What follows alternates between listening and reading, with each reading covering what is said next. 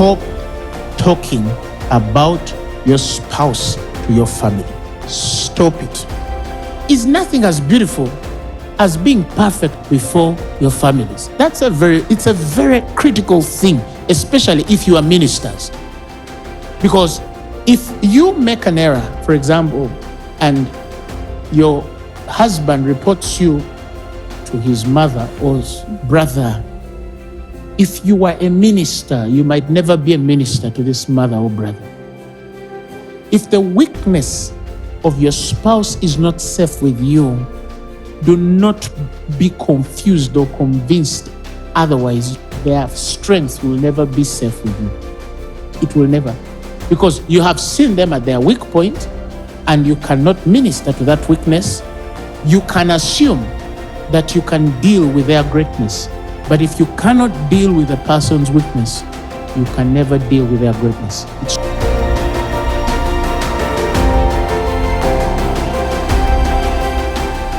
In our old African culture, number one, it was a distinctive teaching to know how to deal with in-laws, which unfortunately in the newer generation, it is not a conversation that we have had. But I remember when we were home, and I remember one time my dad 2, 3, 4 times would sit me aside and tell me, the day you get married, this is how you deal with your in-laws. It was a lesson. For example, that when you are dealing with in-laws, these are people who don't know you like they know their daughter. You see what I'm saying? And likewise, my family knows me more than it knows my wife. You have begun a journey of relationship with these in-laws, okay? One, like Mzee has said, it is important the little things you do to win them over. Some parents are still bleeding. They bleed when their children leave. Some of them had an opinion on who their wife, your daughter would marry, their son would marry. They have preconceived. Maybe they have a best friend, they grew up in the thing. When we grow, your son and my daughter, you know, they agree their thing. And somehow these couples meet one day and probably you don't even fit the picture of what they saw. Some people marry with baggage. Either you had children before, they have a story on you, and so there's preconceived biases. You're coming into this marriage not as one who even has a problem, but there's already preconceived biases. One, I have learned, and I think that's a conversation one day we should have, especially with the younger generation, that there are nuggets of wisdom in how to deal with in-laws. One, show yourself likable. Yeah? You find a man who is married, but they've never even bought their mother-in-law a small little gift, something small. It won't take much. You see what I'm saying? You go to visit your in-laws and you don't even take a little, especially in Africa here. I don't know how it works in Europe, but even just carrying a little loaf of bread is a statement that you're a responsible husband. You see what I'm saying? When we marry, for example, as men, how many of us know that we actually become guardians to our wives? That if anything happens to that woman, the first person they look for is you. Now, there are responsibilities as guardian that I must do for my spouse to make sure that the family can see that I'm trying to relate with them. Imagine if you're beating your wife every day and the in-laws are hearing that you're beating their daughter every day. You see what I'm saying? It's a hard thing. But there are things that in me are planted as guardian to know that as a guardian of this woman, there are things I'm not supposed to do because they should not be hard. In some instances, it's not even our wives or husbands that take them. Some of the things that we do are so obvious that they are amplified even beyond or before they even say anything. You see what I'm saying?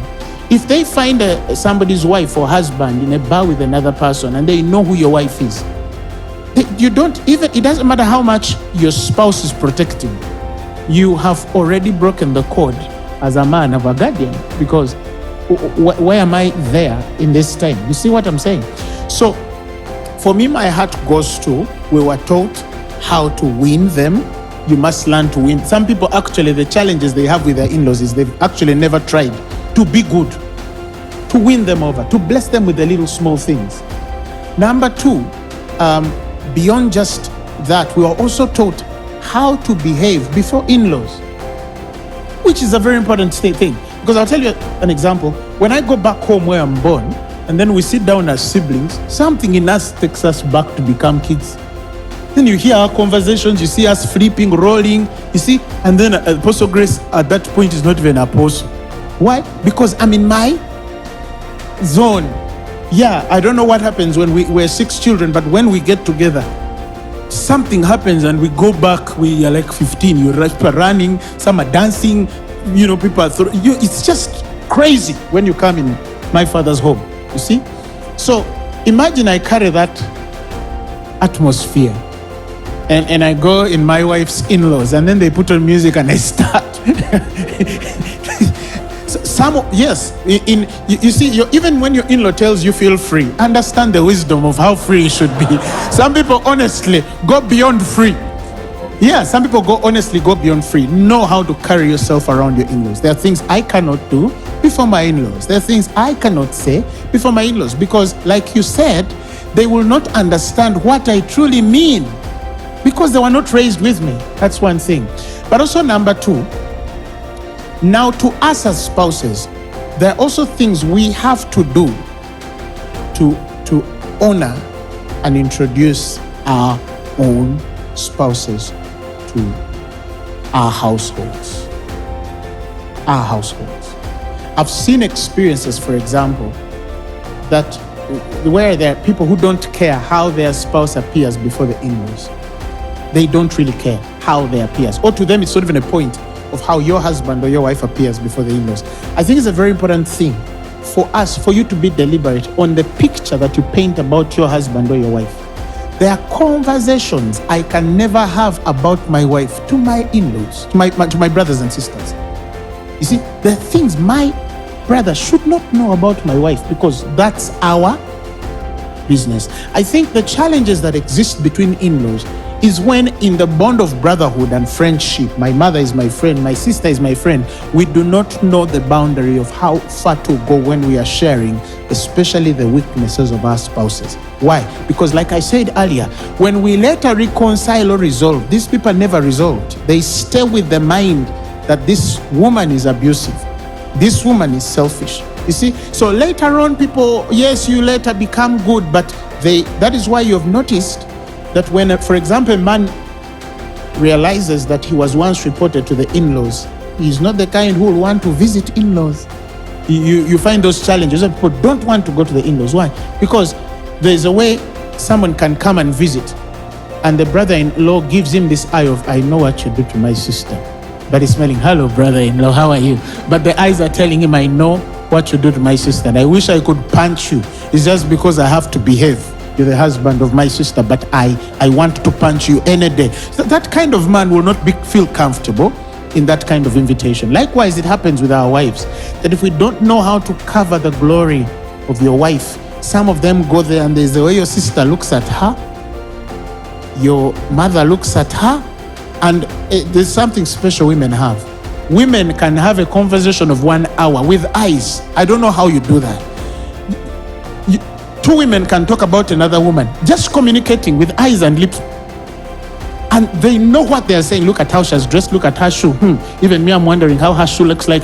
One time I sat down in a conversation, I was at a party, and I saw two ladies communicating.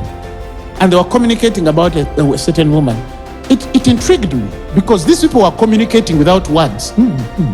They're moving, but you can see they're communicating about one individual. And this individual also seems to know they're talking about her.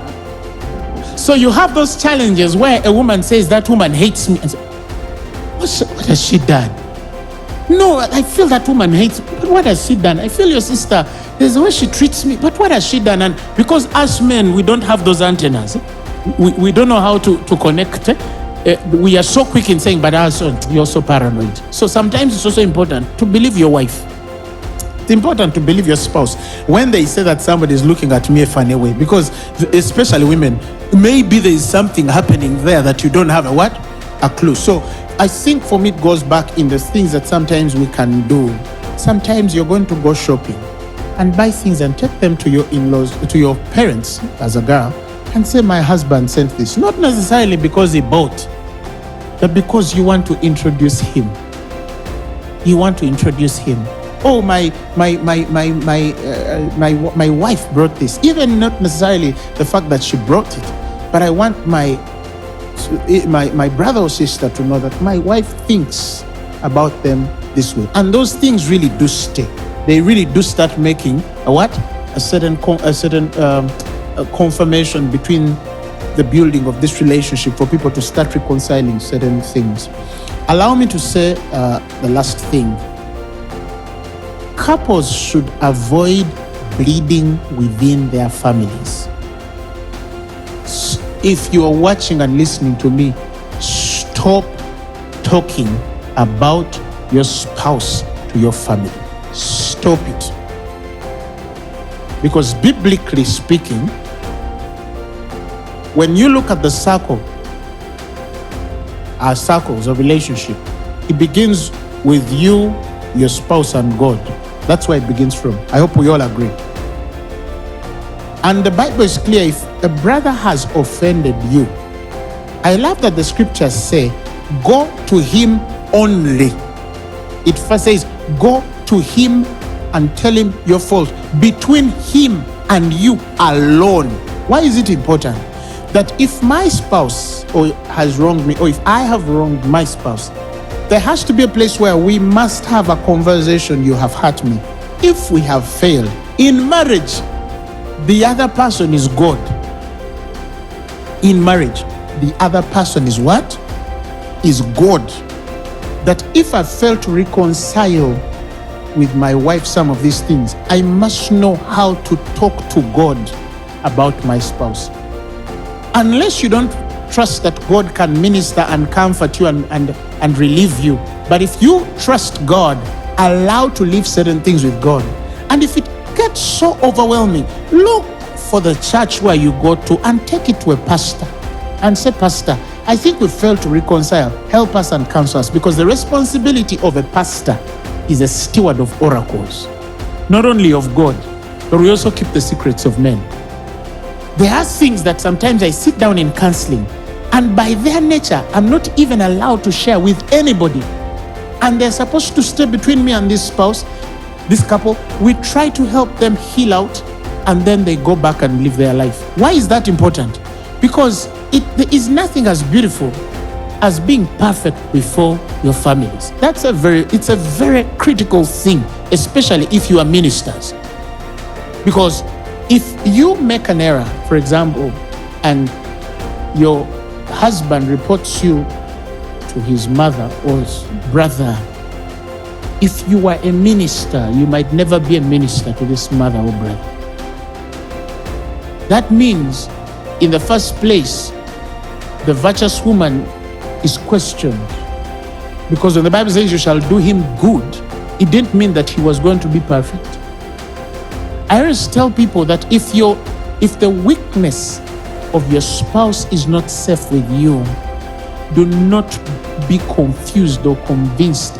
Otherwise, their strength will never be safe with you. It will never. Because you have seen them at their weak point, and you cannot minister to that weakness. You can assume that you can deal with their greatness. But if you cannot deal with a person's weakness, you can never deal with their greatness. It's not possible. If I cannot handle the weaknesses of my spouse, it's only a sign that when they get to a certain place of greatness, I will not have the wisdom to deal with that greatness. And it happens.